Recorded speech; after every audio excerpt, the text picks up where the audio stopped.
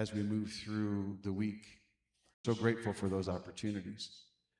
And we're grateful that we have volunteers that are so meaningful to Unity of Pasadena. We have volunteers that allow us to do the sound and the PowerPoint and the live streaming for today's service. We have volunteers that bring the light to our service, those prayer chaplains that absolutely hold the light for us. We're grateful for that. And we're so grateful for our musicians that bring that spiritual bent to everything that we do. So grateful. Grateful for the people that greet you on the way in. Grateful for the people that bring the food so that we can have an amazing time after service. So we're just filled with gratitude. We express it in everything that we do. So I release these words into the law of mind, knowing that this service is perfect. It's unfolding beautifully. And so it is. Amen. All right.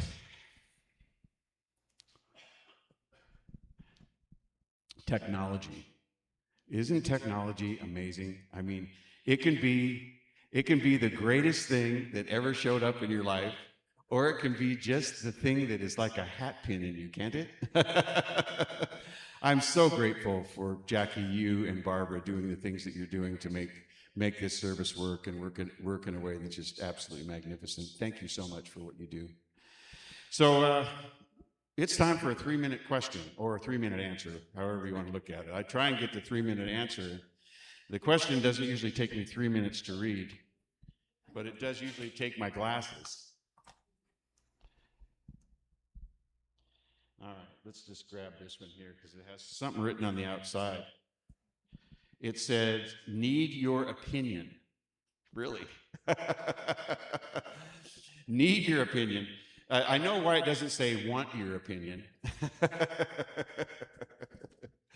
You know, it's funny, but I try not to have an opinion on things today, you know. I try to be open-minded, but there are some things that really kind of, you know, push me in a direction of, yeah, I'd like to talk about that. Let's see what we have here today. Oh boy, Ralph Waldo Emerson, one of my favorites, Meister Eckhart, another one of my favorites, Father Thomas Keating, yes, my favorite trio, on silence and God.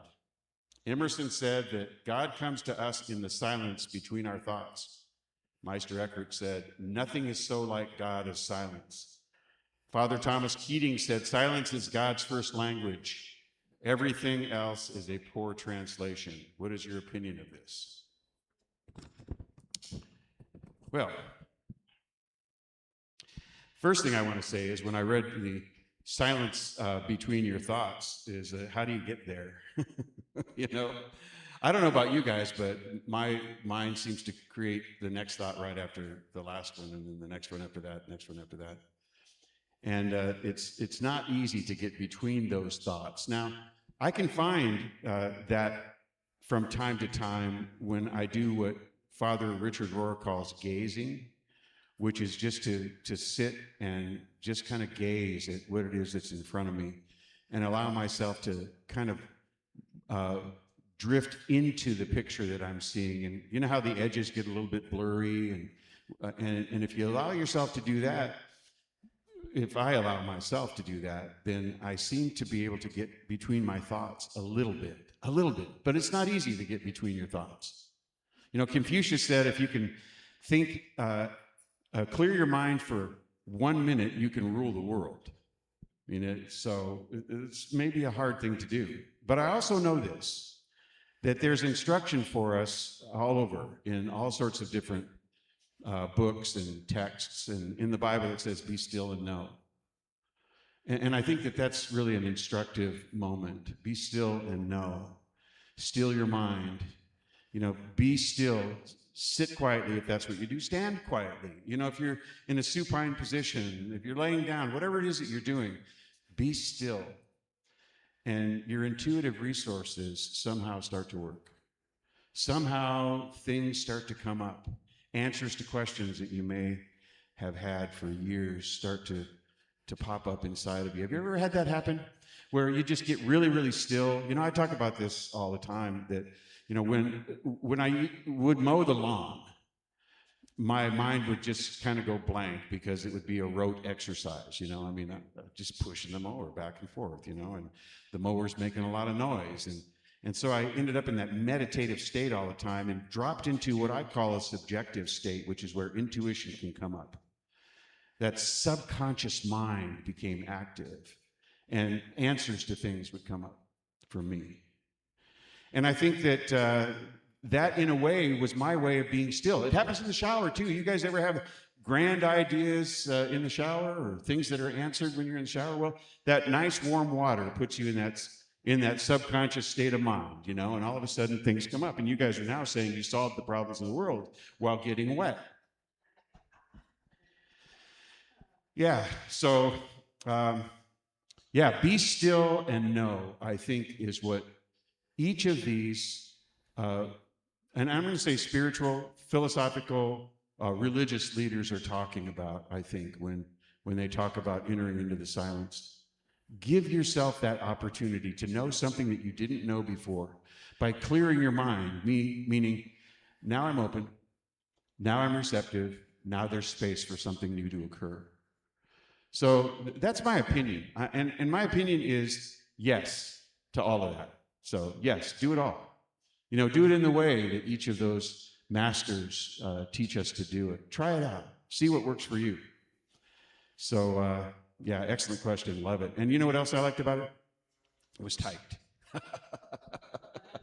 It's easier to read. And not that you have to type it for me, but thank you. All right, how'd I do? Oh, 46 seconds over. Wow. I hope you got to hear the last. If I hadn't gone over, you wouldn't have heard any of that. Thank you for being here, you guys. It's good to see you. Really, really good to see you. So, yeah, we're going to have a song. We're going to do a song. And I'm excited. Really excited. Yeah.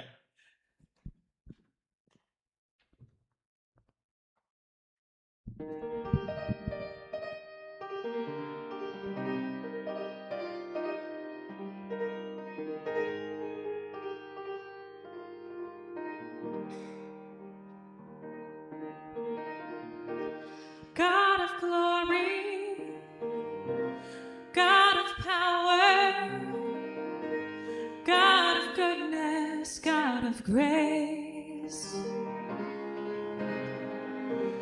God of wisdom, God of love, God of life, transcending time and space. God in me, God in me, God of glory, God of power, God of goodness, God of grace, God of wisdom, God of love, God of life, transcending time and space. God in me, God in me, God of glory, God of power, God of goodness, God of grace, God of wisdom, God of love, God of life, transcending time and space. God in me, God in me, God in me, God in me.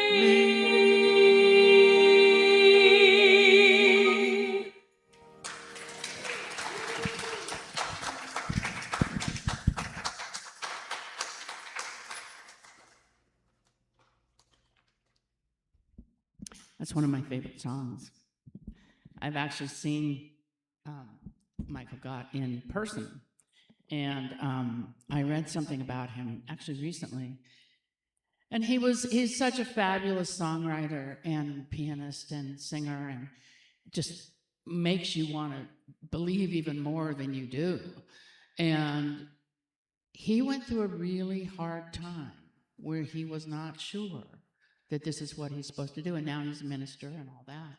But he really did have that moment that we all have of clouds. You know, some clouds are just white and fluffy. Some look like art in the air, and some are dark, and the rain is coming, and it's just, ooh. And the nice thing about clouds is they always change. And it's just like us. We always change. And as long as we accept the fact that we always change, then no matter where we are, we always have that opportunity to look forward to the next thing. And that is the God in me.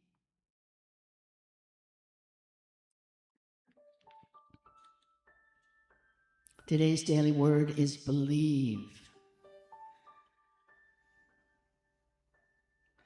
I trust that my belief and my unbelief are enough.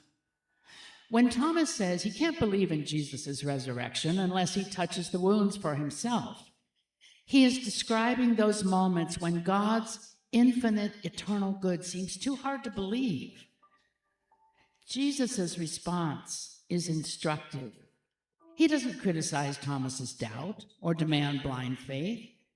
Instead, he offers exactly what Thomas needs, inviting him to touch the wounds and see for himself.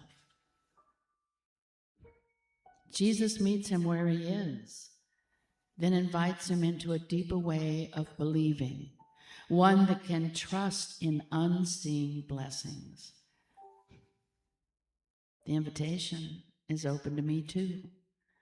Whether my belief is steady and confident, or I long for reassurance and signs of divine presence, I trust. I am divinely supported and dearly loved. The spiritual reference is from John, chapter 20, 29. Jesus said to him, "Have you believed because you have seen me? Blessed are those who have not seen and yet have come to believe." And so it is. Amen.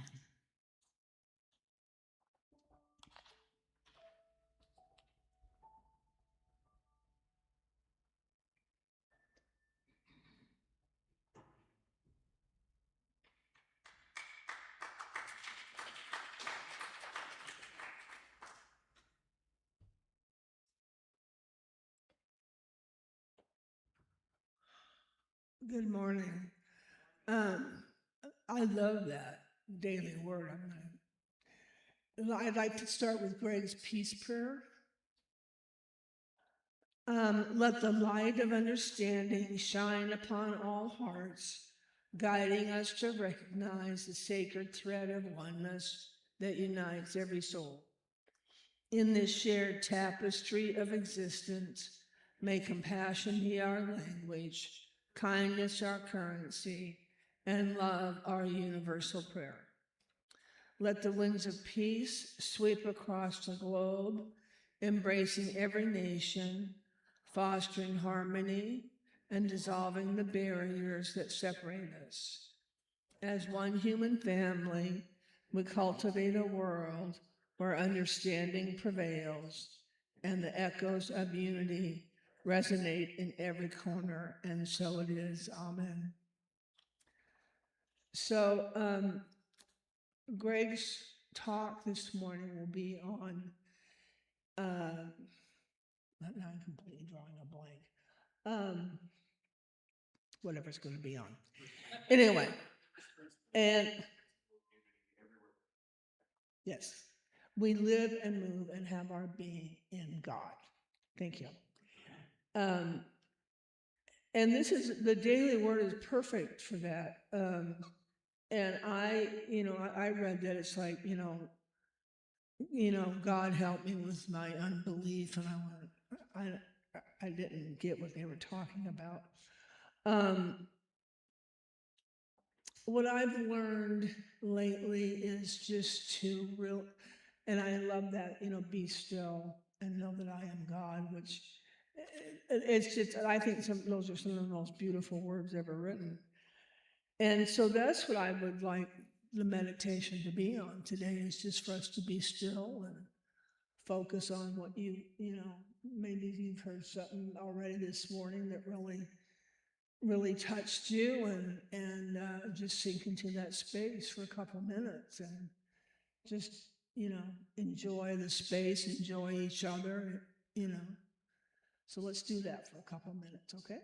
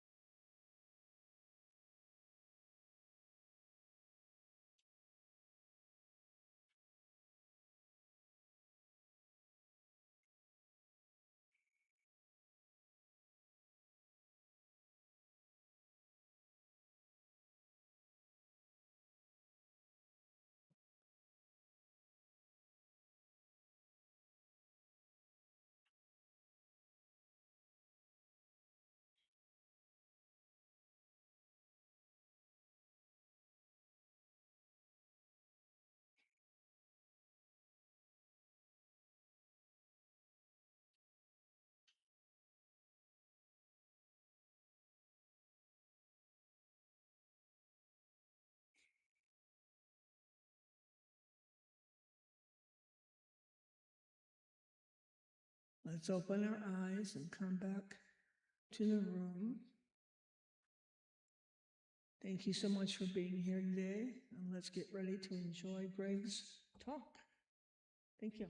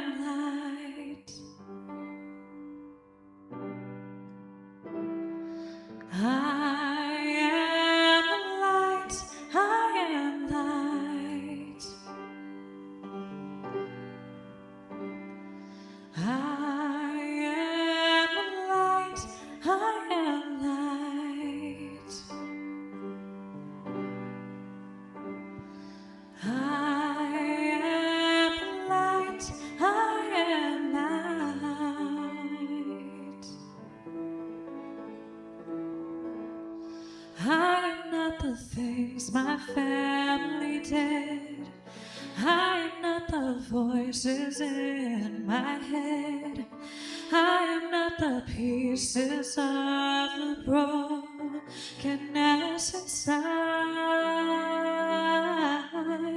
I am light, I am light.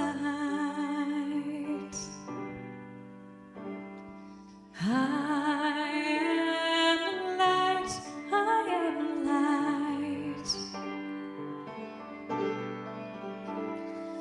I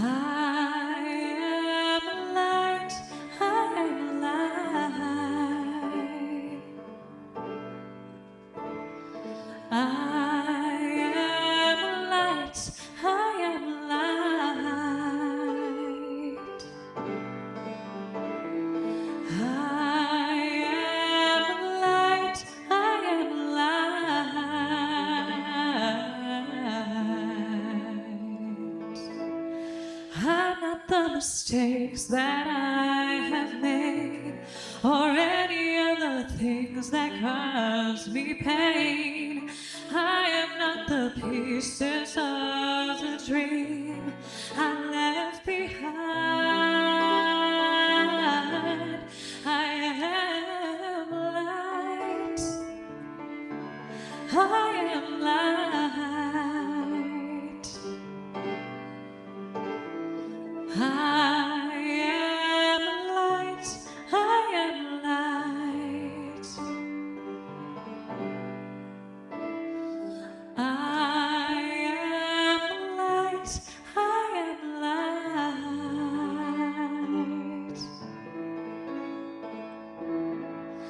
I am not the color of my eyes. I am not the skin on the outside. I am not my age. I am not my race. My soul inside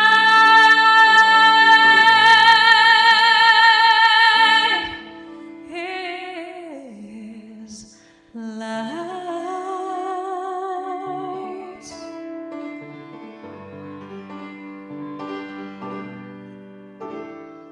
I am light.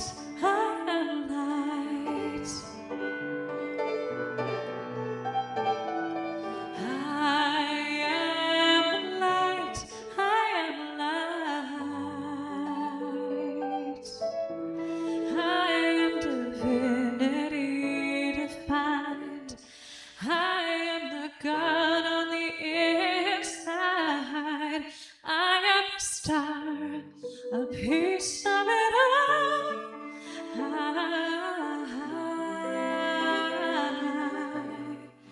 am light.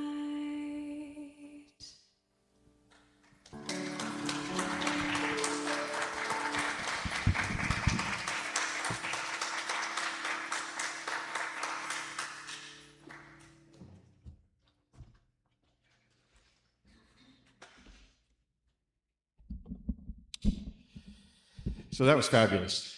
That really was terrific. I appreciate the way you did it. I appreciate the song choice. I just love every bit of it. And you know what I know is that had everybody not been just mesmerized by the song, everybody would have stood up. I know they would have. They really would have, because it was just that good. So, hey, great to see you guys. You know, more people have shown up since I sat up here and closed my eyes in the meditation, you know. It always happens.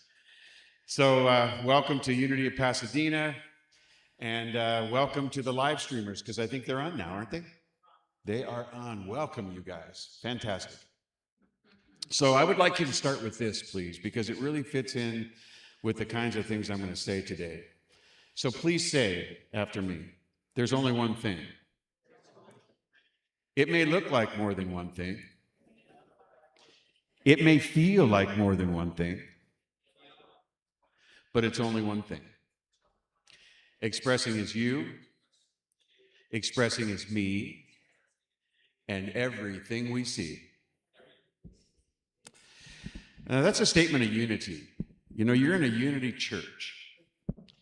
And unity was, the phrase unity was coined as a way to be inclusive of everyone and everything and everybody and even other ideologies. See, we sit in a space here in Unity where we have a lens, and we look at life through this lens. We look at everything that life brings to us through this lens, whether it's stories or the Bible or relationships, and we see through that lens the oneness of all of life. We truly do see the oneness of all of life. We recognize that each of us, not just our human selves, are connected in some fashion. You know, this idea that there's really only one thing, I think, is best described by Father Richard Rohr. I'm going to take a Catholic and throw it out here, you know. God so loved you and everything that is, that God simply became you. And so that's a statement, I think, that indicates that, first of all, this one thing that is operating here that we see and feel and get to know if we allow ourselves to do that is really God in expression. That each and every one of us is made of God's stuff. You know, we were made in the image of and likeness of God. Now, that's a deeper phrase than most people think it is. You know, and most people take it and say, well, what that means is that God sort of looks like you, but he's bigger, you know. And a lot of people make those images of God, you know, sort of make us believe that that's really the truth. That God is just a larger man with gray hair and a beard. You see him on the Sistine Chapel, and he's reaching out and touching man and giving him that spark of life, you know, and that's a wonderful metaphor. It's a beautiful metaphor. It's a story. But sometimes we get caught up in those stories and we believe that, that is the absolute truth. That's the way it happened. This is exactly what I should believe and must believe, particularly if I expect salvation. Now, this is about the Bible today, because I'm going to take the first principle of unity. I'm going to take the first principle of unity, which is this oneness idea that God is everywhere present, that God is presence, and that presence is in you, each and every one of you, as well as all of life. So when I say that that is the first principle of unity, that's the first thing that we understand as a foundation so that we can move further in this understanding of what this oneness really means, what being unified with one another really, really means. And so I decided that what I was going to do was take some biblical support for that first principle, that God is everywhere present and God is good, absolute good. That's the first principle. In fact, I'll read the first principle as set forth. The first principle as set forth goes like this. God is absolute good, everywhere present. Now, that's an interesting principle, isn't it? I mean, it hinges upon your understanding of some of the things that I have just said. But this idea of absolute good is something that people come up to me and want to talk about all the time. They want to talk about it because they find it very, very hard to take a look at what has gone on in the world, in our history, and what goes on a regular basis, including war and death and disease and famine and all of those other things, and call it good. If God is absolute good, then what the heck are those things for anyway? Why are they happening? Why does God allow that? I mean, if God has dominion and control over everything on this earth, as the Bible says it does, why do those things happen? Have you ever thought that? I know that at some point in time in my religious travels, I thought that myself and never had a really, really good answer for it until I started to truly understand some of the things that are present in who we are. So you look at what's going on and you think, gosh, that doesn't look good. How can we call it good? How is it that we could call that love? How could we call this the way life should be expressing? There's got to be a better way. So I decided that I was going to look in the Bible for some support, perhaps, and then kind of characterize this oneness idea as a presence, the presence of love, the presence of life. Characterize it as that. But that question, that underlying question still has to be answered. You know, how is it that this absolute good that we call God can express itself in these ways that look so ugly and difficult and painful, cause so much suffering? I mean, it's out there. We know it's out there today. We understand what's happening around the globe. We understand because we have the ability to communicate today in ways that we never had before. So I simply had to go back to this idea that we were given free will.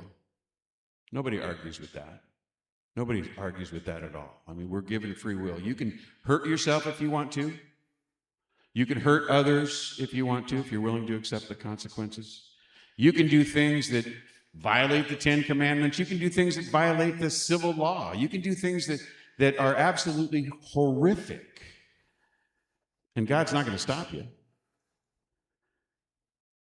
And if you want to understand that at a base level, you could say, well, that's what this free will thing is all about. That's what free will is all about. Well, why are we given free will, for crying out loud? We'd certainly have a better life if we didn't have this free will thing messing things up all the time. So see, now I'm allowing you inside my thoughts because I asked these questions of myself. And so the other day I was asking that question. And not because I necessarily wanted an answer, but I wanted to really just parse through it. I want to have an open mind around everything that I teach, around everything that you understand, and how you relate to the things that you believe. And in that regard, I understand this. I know that you don't have to agree with anything that I say. You absolutely do not. If you have your own ideas, please follow them. If you have your own way of seeing things, please utilize that.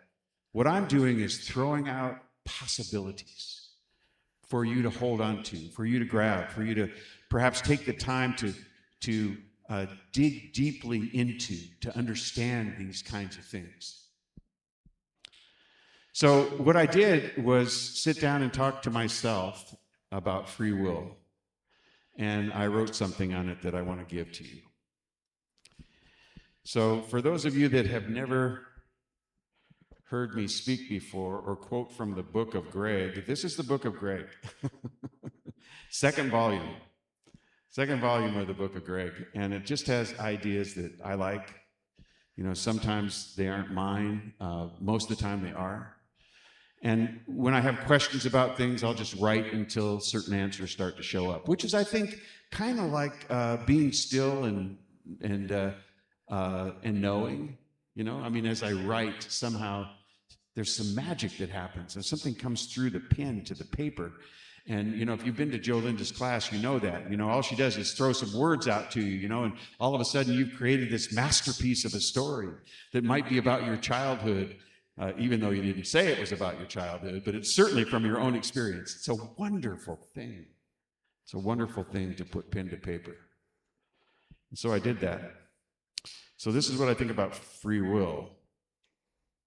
By the way,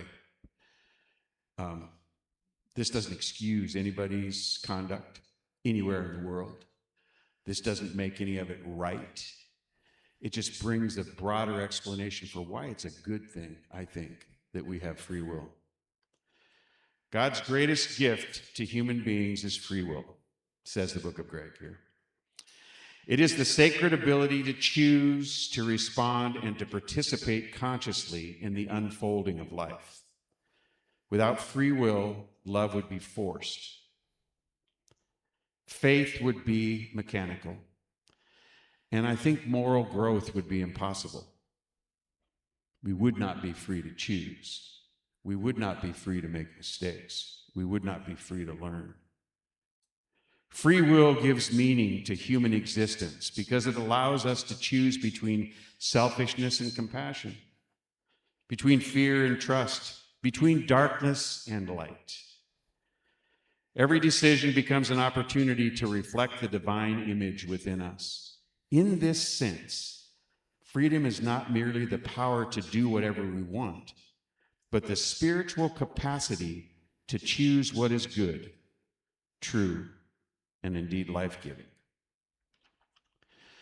This gift also carries responsibility. Free will can be used to heal or to harm, to build peace or to create suffering. Even this risk reveals its greatness as a gift, because real love and real virtue can only exist where choice is possible. God does not force devotion. Instead, God invites relationship. It's an invitation that honors human dignity, in my view. In daily life, free will appears small and ordinary in certain ways, and how we speak, how we serve, how we forgive, and how we pray. Each moment offers a fresh chance to align our choices with wisdom and love. Through free will, we become creators of our own character and our own destiny. So free will is one of God's greatest gifts in my mind. It makes authentic love, moral growth, and spiritual awakening even possible. It reminds us that we're not puppets of fate, but responsible beings called to choose wisely. In so doing, we freely accept the invitation to enter the heart of God. That's why we're here today, to open up that heart, to freely enter that heart of God that I believe is love in essence, to align with it, to live it out. You know, I've had conversations today that are really deep and effective already. We're talking about Jesus out there in the some of the chairs before service, and how it is we use Jesus and the way he showed his humanity as our example.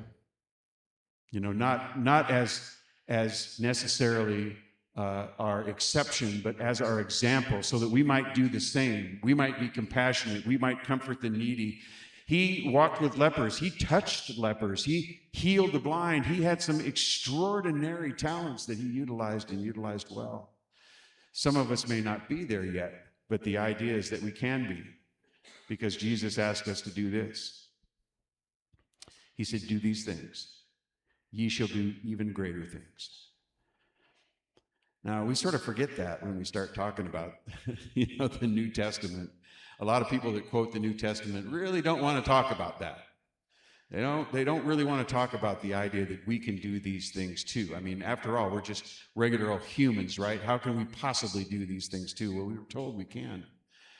And if we look at what that activity really is, we can see that we can. We can actually see that we can do those things too. So this presence of God, I think, operates in ways that we can see and feel and understand in our lives. This presence of God operating as love. You guys have felt that presence before, haven't you? Haven't you felt the presence of love? You know, I bring it up in the prayer just about every Sunday. Please bring to mind something that you absolutely love. But I'm sure you feel it. You feel that presence when you walk into a great, wide, open space like a forest, and you hear the quiet of the forest, which is not always completely silent, but you know that that's its nature, to make those types of sounds, to create the kind of atmosphere it creates, to bring the shade and the beauty and the smells and the absolute amazing presence of life itself. I mean, you're there and you feel that presence. There's something bigger, something greater than you. It can't be denied. This thing called love, this thing called life is greater than any one of us. It's a presence. It's a power that is us. So it's this presence, I think, that King David was trying to bring forward when he gave us the Psalms, which were meant to be sung. And, some of the things that Michelle said, absolutely, the things that she loves the most come right from those Psalms. I mean, here it is. What you said you liked the most, and I agree with you completely, Michelle, is this: be still and know that I am God. Be still and know that I am God. Psalm 46:10. In Psalm 139, where can I go from your spirit? Which means there is nowhere to go to move away from you, for I am you. I am in your spirit. I am as your spirit. I mean, where can I go? It's like a fish asking, how do I get out of this water? Well, you can't. You see, you can't. The Psalms are absolutely beautiful and wonderful, and they tell stories that I believe touch us in our hearts. Some other stories in the Bible, though, don't exactly touch us in our hearts. They bring us something that can be and has been interpreted in really negative ways. A lot of people over time have kind of pushed the Bible away because they don't want to understand it as a fundamental text, because there's some stuff in there that you just can't believe could have possibly happened or should happen or would have happened or God would have allowed. There's some stuff in there that's really hard to understand unless you take a deeper look at it and use it in an instructive way. I love story. I love Joe Linda's class. I love to sit down and make up stories and enjoy stories and bring meaning to these words that I'm writing down.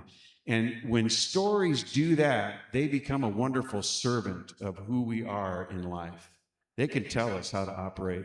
They can give us ideas as to how to move forward. Those stories are great, wonderful servants, but they're horrible, horrible masters. When somebody says this is the unmitigated truth and you must follow it, and if you do not follow it, something very, very bad is going to happen in your life. It becomes a master, and it closes your mind. Snapshot. There's nothing there anymore to write about except what it is that it said. I look at the Bible as a beautiful, beautiful array of stories that we can learn from. They're servants of how it is we're living today. They're servants of how it is we want to live tomorrow. And to look at them as the masters of what it is that we should do could bring us to illogical ideology, an illogical way of living life, one that doesn't really work, doesn't work well. There's lots of violence in the Bible. It doesn't mean that you should jump into that and become a participant in those kinds of things. Yet people who want to start wars will utilize that to justify it. People who do not want to follow this principle, do not kill, will justify it in many, many, many ways. Oh, we had to do it because of this. It had to be done because of that. It's justified in the Bible. It shows up in the Bible. This is why they did it. This is why we do it. Licensed to utilize this story as the master. So here in Unity, what we do is we look at the Bible metaphysically. What can it teach us today? What can it show us today? How can it guide the way that we wish to be today? And there are all kinds of stories that can give us some hint as to how we should understand and accept this thing called life. What it is we can do to change the way we think, how it is we can take suffering and turn it into something that's transformative. I mean, that's the main story of the New Testament. How Jesus himself took suffering and transformed. I mean, this is a message that we see happening in our lives every single day. Things we don't like, things we feel really, really badly about that we may have done or have been done to us that have caused suffering in our lives, transforming us to another level, bringing us to that next level. You know, our greater yet to be is what I call it all the time. Sometimes it's suffering that takes us there. The Bible's really instructive when you look at it that way. It is beautiful. This is how we are to operate. Understand that this too is good. This suffering is good.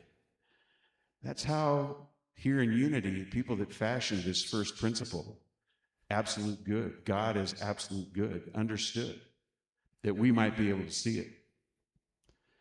That all of these things that happen as a result of our free will bring us to this place where we learn, we experience, we move forward, we grow, we wake up. And this is where you can make the leap from what I'm talking about this month to what I talked about last month. Wake up, grow up, clean up, and show up is what we do in life. And as we do, we level up. And we begin to understand things in different ways. We need a new lens to look at it.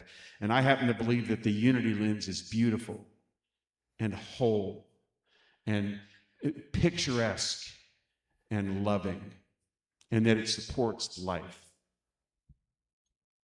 For we're drawn to, our understanding of Scripture and other texts and other stories that we might hear or see in that way. What can this lesson do for us? What can the way it unfolded there bring to my life today? That's a metaphysical way of looking at the Bible. Metaphysical way of looking at any story you want. Metaphysical way of looking at fairy tales. I mean, fairy tales tell the most amazing and beautiful stories, don't they? Nobody believes they're true, but they all have lessons attached to them. You don't need to know that it's true in order to understand the lesson behind it. I mean, the one that I really like, because this was one that my dad used to push back on all the time, because he was an engineer and draftsman. He understood how things were built.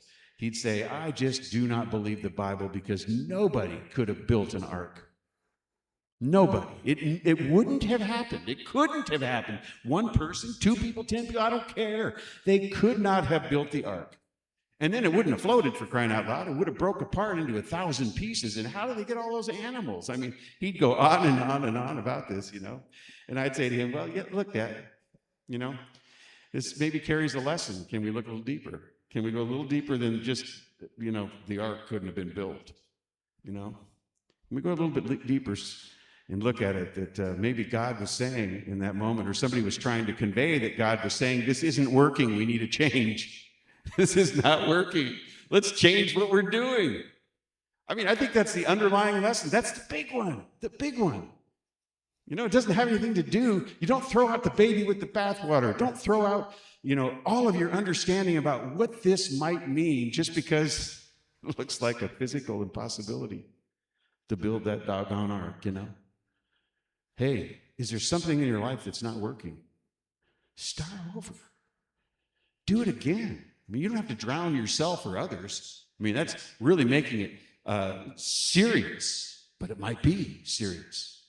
Maybe the change is serious for you. Maybe you need to make that change before it drowns you. Maybe the metaphor is beautiful and deep and rich. And that's the way I like to look at the Bible. And this month, that's how we're going to look at the Bible as it affects our Unity's 5 principles.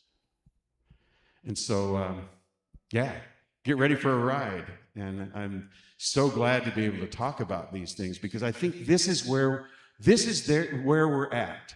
This is where we get to feel our belief system in operation. This is where we get to step into something that's even bigger than the stories tell us they are. I'm happy to be here to do this, you guys. And I appreciate you being here too. So, I love other religious traditions. And one of those religious traditions that I love is namaste. You guys have heard that, you know, and it's become kind of trite today. You know, people, oh, namaste. What that really means is that the God in me recognizes the God in you. And that is so central to what it is that we believe. We believe that the God in me is the God in you.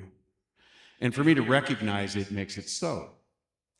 So when I say namaste, I'm recognizing the God in you, and I would like you to attempt to recognize the God in me as well. Namaste. Amen. All right.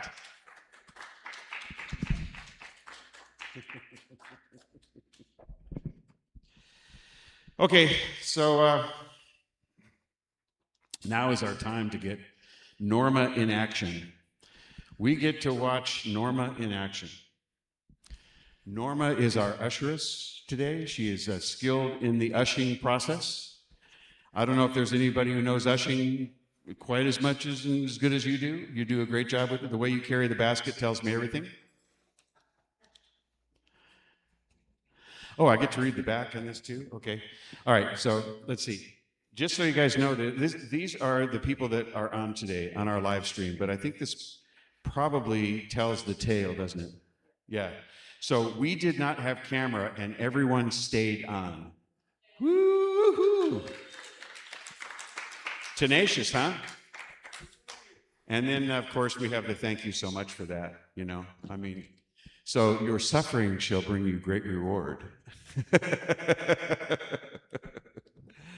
Here are the people that stayed on. Basha, we love you, we miss you. Audrey's here too. Same, Audrey, your place is right there, right there. And we have Helen. Oh my goodness. Now Helen's not here today, but we know she had a birthday. When was that? Yesterday? Last Wednesday. Oh, that seems like yesterday to me. We got Julio. Julio, good to know you're here. We have Colleen from Illinois. We got Kylie, grandchild. She shows up all the time. I just love that. Hello, Kylie. Oh, I know why she's here. She's here because she thought Trish was going to be here. Trish, Kylie's saying hello to you. Austin and Paris from, I think they're in Michigan now, not Las Vegas. So we got Charlene, who's in Tennessee. We got Mike O'Brien, all the way from Valencia. Mike, we miss you, man. And we also have Charles DeTurk. He's from Michigan, too. Well, we're getting quite a Michigan audience, aren't we? I think we have some people from other countries, too, but they drop in later on. So anyway, thank you very much for bringing that. I appreciate it. So we have something that we do here to show our appreciation to life itself and to show our appreciation to a community that has grown up around really amazing principles. You know, we have an opportunity to make certain that not just this community thrives and survives, but the surrounding community thrives and survives because we care about them as well. And we push out a consciousness that's way deeper and way wider than just that. You know, we know that the consciousness of love and caring and the support for life itself and of unity stretches as far and wide as it will go, which is everywhere. It's like those ripples in a pond when you drop that pebble in there. And so we do that. We consider that our responsibility to affect the world.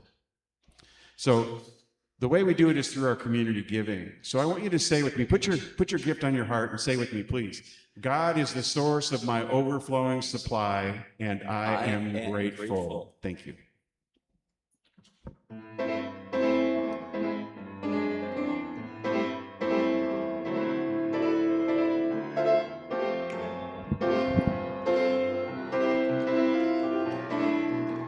Blue skies smiling at me, nothing but blue skies do I see.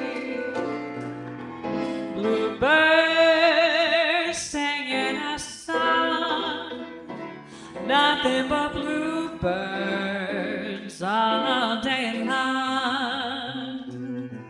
Never saw the sun shining so bright, never saw things going so by, noticing the days hurrying by. When you're in love, my how they fly.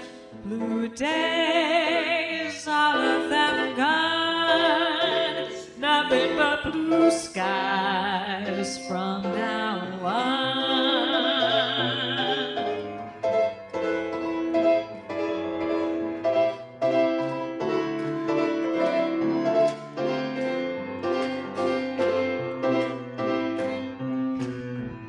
Never saw the sun shining so bright, never saw things going so right, noticing the days hurrying by. When you're in love, my how they fly. Blue days, all of them gone, nothing but blue skies, nothing but blue skies, nothing but blue skies from now on.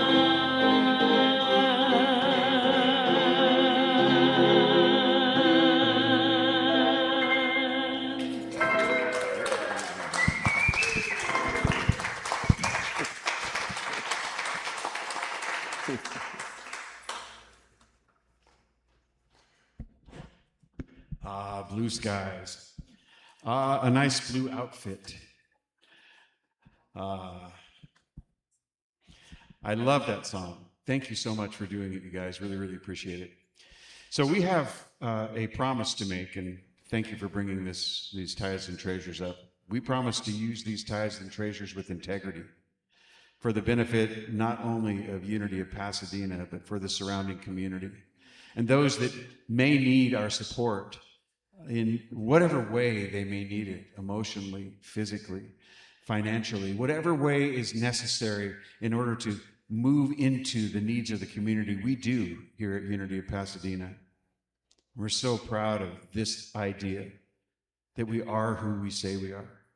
We're support for others. Our support for others is deep and wide as our belief in humanity itself. It's absolutely our goal to be relevant in this community and our surrounding community. And so I release these words into the law of mind, knowing that we do this. And together we say, and so it is. Amen. Thank you. All right, so who's duo? Barbara, come on up. Yeah, all right, Barbara. Barbara's our board president, by the way. If you haven't met Barbara, she is quite a force to be reckoned with. Actually, there's no reckoning, really. I mean, what you do is align with good. She's absolute good all the time. I mean, she's our first principle in action. So here I'm going to take this and give it to you. And move all my stuff so you don't have to deal with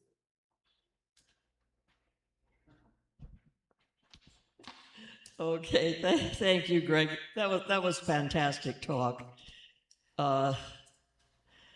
Much to think about. And welcome to all my fellow spiritual sojourners on this journey of faith that we're having as spiritual beings having a human experience.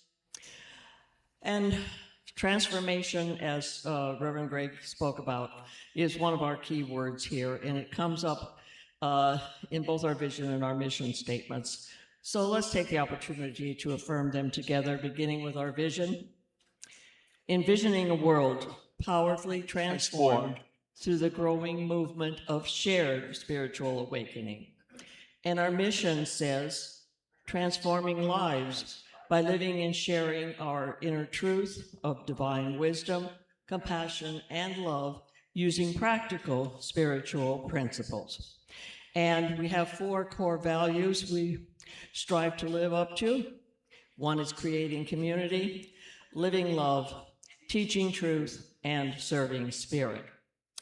And talk about alignment. We have 5 principles that Reverend Greg is talking about this month, and we have 5 Sundays. And thank you, Team 1, who's taking care of hospitality today, and Team 2, who will be taking care of getting the food, setting up, serving, and cleaning up next week. And that leaves us with another potluck this month. So again, I'm going to ask like I did the last time. Anybody got any specific ideas? Let me know, and we'll do it with a theme.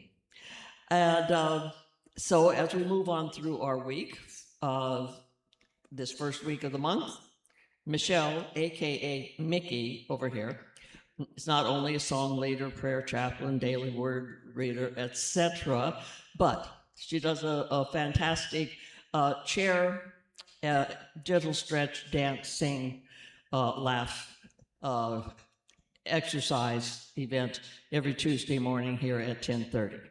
So I highly recommend it if you're available at that point in time and want to do your body some good, as well as your spirit being with other people, doing the same thing. And it was mentioned that Helen isn't here today. I think it's because she went away for the weekend to celebrate that birthday that she had on Wednesday. And we'll celebrate all the August birthdays next week. But this Thursday is, again, a first Thursday of the month. So in addition to the regular centering prayer and meditation, then Basha and Dennis and some of her other Reiki practitioners will be here at 7 p.m. to do a Reiki share. And it's a wonderful opportunity once a month for one-on-one Reiki experience.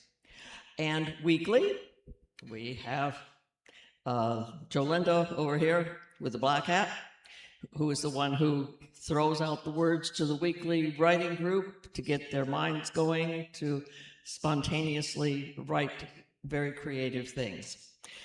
And so it's here again this coming Saturday. And then we also have tea time next Sunday, the second Sunday of the month. And the day before that, we have Gay comes back. She's off till Tuesday, but she comes back and she's going to pick up on her archetypes of the zodiac. Again, archetypes just being examples of the basic true things that we find in the universe. And so she'll be back this Saturday to do that. The third Sunday of the month, the regular bereavement support group will meet. And if it's something that you might be looking into, but you haven't come before, Jackie Dorst, right back there, will be happy to talk to you about it. And then on the fourth Sunday of this month, we have a continuing series. As Reverend Greg says, we look at everything from this human experience that us at our, those who've come before us in different cultures and different times, and how they found their spirituality and expressed their spirituality. So Care Cornford is continuing her series, and on the fourth Sunday, which is August the 23rd this month, she's going to be bringing us Ayana, who's an archetype of embracing our shadow selves and transformation. And then on the fifth Sunday, that's when Reverend Greg will be doing his Unity Way of Life class. Even though he's going over the 5 basic principles during this month, it'd be a good opportunity then just to kind of wrap it all up, have a conversation about it, a conversation about the founders and the other contributors to New Thought and metaphysical spirituality. So even if you've done it before, We'll have new ideas. So oh, okay. Yeah. All right, new ideas. That's always good. And also, if you were considering becoming a member, that's the one thing we do ask you to do, is to take one of those classes so that you've at least been exposed to the background of our movement, and hear about some of the resources that are available as well. And going on at the same time, but not in competition, will be Basha and Pinocchio will be here with their beautiful sound baths, which are 30 minutes apiece, but they'll be locked quietly in Reverend Greg's office, and can't hear from one room to the next, so neither will be disturbed. And we have a few other happenings, just briefly. It is a new month, so there's a new bulletin, very brief information about everything that's going on. For people who are basically new, there's the outline of the weekly service here. There's your people who make this place run, and our vision, mission, and core values are also on the front of it. Another thing is we met one of the people that was online, and I don't know if you're still here, Colleen, but if you are, I'm going to share this beautiful handmade card that you sent to us. And actually, I'm gonna leave it out there on the little table beside the double doors to the office. It's gorgeous. It says, "If we look and see, nature teaches us harmony." And it's just really, really, really pretty. And nobody sees a flower, really. It is so small. We haven't time. And to see takes time. Like to have a friend takes time. And that was a quote from Georgia O'Keeffe. And inside she writes, "To all my friends at Unity of Pasadena, thank you for all continuing to light the way. Much love, Colleen." And with that, I'm going to turn it back over to Reverend Greg. Thank you, Barbara. Thanks for reading that. And thank you, Colleen. I know you're still on. So we're going to do the Silent Unity Prayer for Protection today. It's going to be on the screen, and we're going to stand for that. And while we're standing, I want to just let you guys know that we have prayer chaplains today that are willing to do prayer for you after service. So just stay in your seat, and a prayer chaplain will come to you. Michelle is prayer chaplain of the day, and there are others. No, I'm sorry. Luann is prayer chaplain of the day, and there will be others here as well in case there's an overflow that's necessary. Jackie's one, Michelle's one, but Luann and Paul is one. But Luann will come and serve you. So, all right, you guys, we're going to do the Silent Unity Prayer for Protection, and then we're going to sing a song. Which one are we going to sing? Peace on earth. Peace on. Fantastic. Great. All right, here we go. The light of God surrounds us. I am light. The love of God enfolds us. I am love. The power of God protects us. I am power. The presence of God watches over us. I am presence. Wherever I am, God is. I am divine, and all is well.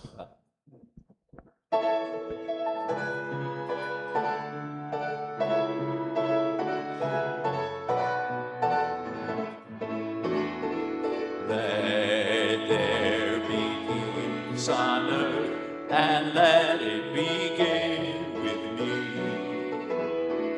Let there be peace on earth, the peace that was meant to be. God as creator,